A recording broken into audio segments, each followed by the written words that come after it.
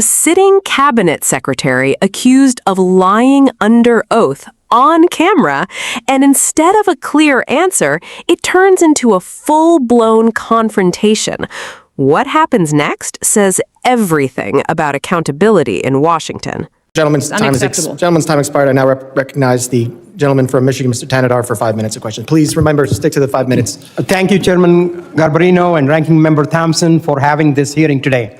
I know the American people have been demanding answers from this administration on their unlawful actions, so I hope we are able to get some useful answers from our witnesses today.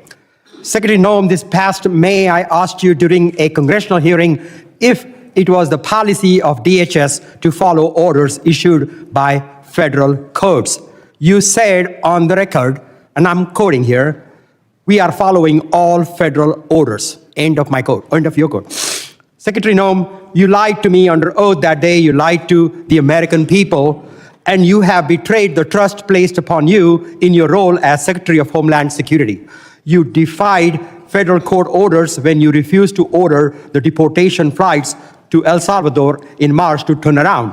Federal courts have also found your department to have violated federal injunctions in your continued to send non-citizens on deportation flights, with some courts having called your orders unlawful. Secretary Noem, I just have 3 questions for you.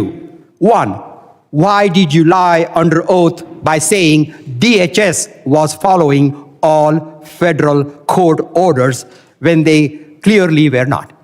Congressman. Question 2, let me finish my questions. Question 2, why did you mislead the American people when you said that no American citizens have been arrested or detained by federal immigration agents? And my last question, number 3, Donald Trump said that your ICE agents haven't gone far enough.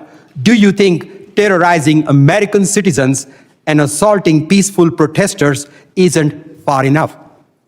Congressman, the Department of Homeland Security and this administration complies with all federal court orders. We always have, and we always will. Not true. And we will continue to appeal. And, sir, I will even tell you that at the highest court, at the Supreme Court, the Department of Homeland Security in our litigation has an over 90% success rate in winning at the highest court in our battle against activist judges across this country. Madam Secretary, judges that we will continue to appeal. And then when it gets to the highest court and we get a decision, it is proven that we are right, that we have been compliant. I will also say, Madam Secretary, let me. You want me to answer your questions or not? I do, but let me. You haven't been telling us the truth. Look, there have been at least 170 known cases of citizens being arrested or detained by federal immigration agents this year alone. This is the truth. Are you lying to the American people right now by denying these reports? When we are doing our targeted enforcement operations against criminal illegal aliens, individuals that are in that area may be detained until we verify who they are, and then they are released. This has been done for years in every single law enforcement operation that has always happened. We followed the same protocols, and we continue to do that. We have never once detained or deported an American citizen. We have not held them and charged them. When we find out and verify their identity, then that is when they are released. You also asked about ICE agents going far enough. Sir, I will tell you that every single ICE agent, CBP agent, federal law enforcement officer that's out there doing their work every day, none of them will rest until our communities are safe. None of them will rest until terrorists, it is a fact that you ignored federal orders. And our children and our grandchildren can grow up. Let me reclaim my time here, please. Let me reclaim. Secretary Noem, it is a fact that you ignored federal court orders in March and in May of this year. Do you plan on ignoring more federal orders? I'm sick of your lies, and the American people demand the truth. Because you keep saying it doesn't make it true.